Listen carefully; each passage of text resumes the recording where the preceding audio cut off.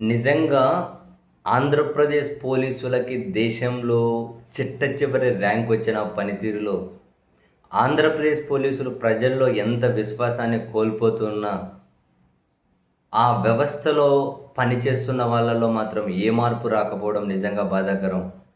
ఇప్పటికీ కూడా కేవలం రాజకీయ నేతల సాటిస్ఫాక్షన్ కోసమే వాళ్ళు పనిచేస్తూ ఉండడం నిజంగానే ఆందోళన చెందాల్సిన విషయం. ఈవెన్ న్యాయస్థానాలు ఎన్నిసార్లు అక్షింతలేసినా, ఎన్నిసార్లు పద్ధతి మార్చుకోమని చెప్పినా, వాళ్ళు అలాగే మొండిగా ప్రవర్తిస్తూ ఉండడం అసలు ఆ వ్యవస్థకు మంచిది కాదు, సమాజానికి మంచిది కాదు, రాష్ట్రానికి మంచిది కాదు. కానీ ఆ పోలీసులు మాత్రం వినడం లేదు. తాజాగా ఏమంటారు, ఉద్రిక్తతలు రెచ్చగొట్టే విధంగా మాట్లాడారు ఏదో ఒక సభలో అని ఆ ప్రశ్న యూట్యూబ్ ఛానల్ నిర్వాహకులు రావణ్ని అరెస్ట్ చేశారు పిఠాపురం పోలీసులు.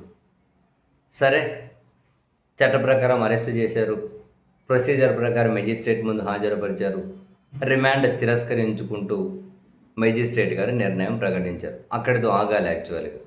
తర్వాత మళ్ళీ 2025లో ఇంకో కేసు ఉంది అని చెప్పి సర్పవరం పోలీసులు తీసుకెళ్లారు. అక్కడ మళ్ళీ మెజిస్ట్రేట్ ముందుకు తీసుకెళ్లారు. కాకినాడ మొబైల్ కోర్ట్ మెజిస్ట్రేటు అక్కడ కూడా రిమాండ్ తిరస్కరించారు. కానీ అక్కడితో అయినా ఆగాలి. అక్కడ రిమాండ్ తిరస్కరించగానే మళ్ళీ మచిలీపట్నంలో ఇంకేదో కేసట, మళ్ళీ ఆ మచిలీపట్నం పోలీసులు తీసుకెళ్ళి అరెస్ట్ చేసి తీసుకెళ్లారు. అంటే ఇప్పుడు ఒకవేళ మచిలీపట్నం కోర్టు బెయిల్ ఇస్తే మళ్ళీ రెడీగా ఉండండి అని చెప్పి జనసేన సోషల్ మీడియా అకౌంట్లో పెద్ద ఎత్తున పోస్టులు, ఈసారి ఇంకా అవనిగడ్డ నువ్వు సిద్ధంగా ఉండు, లేకుంటే ఈసారి ఇంకో తిరుపతి నువ్వు సిద్ధంగా ఉండు, ఈ విధంగా. అంటే ఏంటి, మెజిస్ట్రేట్ల దగ్గర అదృష్టాన్ని పరీక్షించుకుంటున్నారా? ఎవరో ఒకరు రిమాండ్ ఇవ్వకపోతారా, ఎవరో ఒకరు జైలుకు పంపకపోతారా అని. ఒక కోర్టు ఇది కరెక్ట్ కాదు అని బెయిల్ ఇవ్వగానే కనీసం అక్కడితో అన్న పోలీసులు ఆకుండా ఇంకో కేసు. ఇప్పుడు ఈ కేసులు ఇన్ని రోజులని ఏం చేశారు జనరల్గా? అసలు ఏ కేసులు? ఇవన్నీ ఒకే అంశానికి సంబంధించా, వేరు అంశాలకు సంబంధించా?